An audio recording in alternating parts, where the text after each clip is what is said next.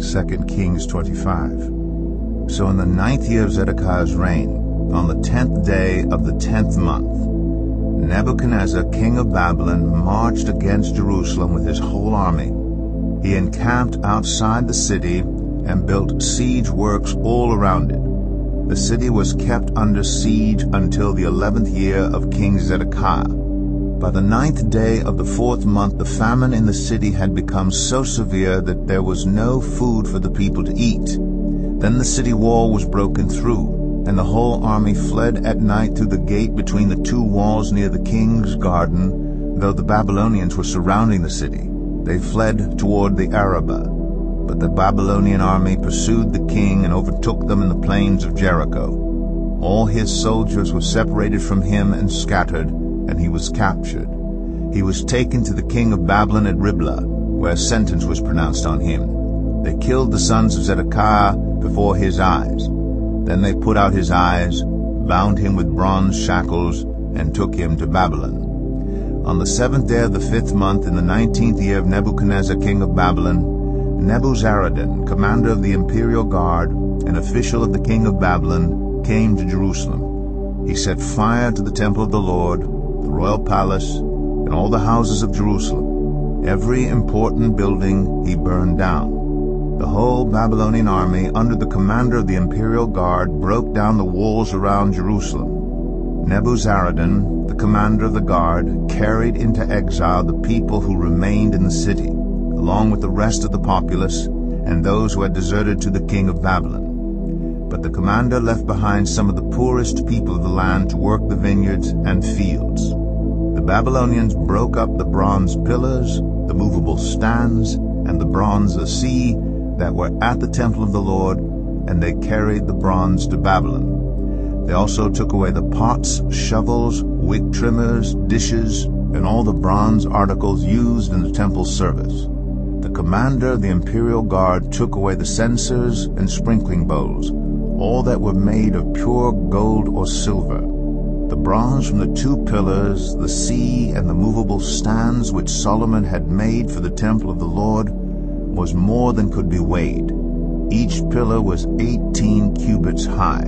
The bronze capital on top of one pillar was 3 cubits high and was decorated with a network and pomegranates of bronze all around.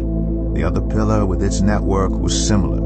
The commander of the guard took as prisoners Seraiah the chief priest, Zephaniah the priest next in rank, and the 3 doorkeepers. Of those still in the city, he took the officer in charge of the fighting men and 5 royal advisers.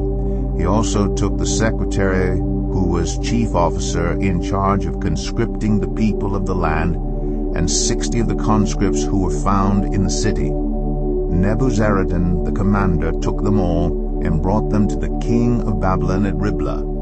There at Riblah, in the land of Hamath, the king had them executed.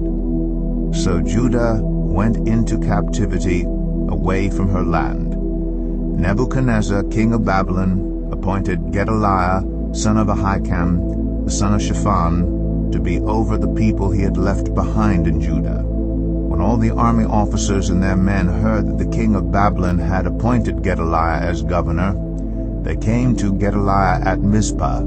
Ishmael, son of Nethaniah, Johanan, son of Kareah, Seraiah, son of Tanhumeth, the Netophathite, Jaazaniah, the son of the Maacathite, and their men. Gedaliah took an oath to reassure them and their men. "Do not be afraid of the Babylonian officials," he said.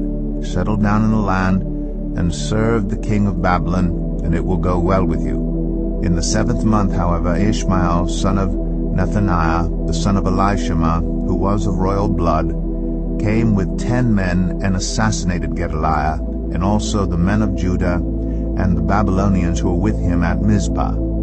At this, all the people from the least to the greatest, together with the army officers, fled to Egypt for fear of the Babylonians.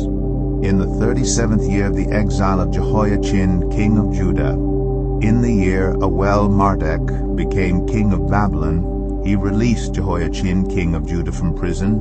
He did this on the 27th day of the 12th month. He spoke kindly to him and gave him a seat of honor higher than those of the other kings who were with him in Babylon. So Jehoiachin put aside his prison clothes, and for the rest of his life ate regularly at the king's table. Day by day the king gave Jehoiachin a regular allowance as long as he lived.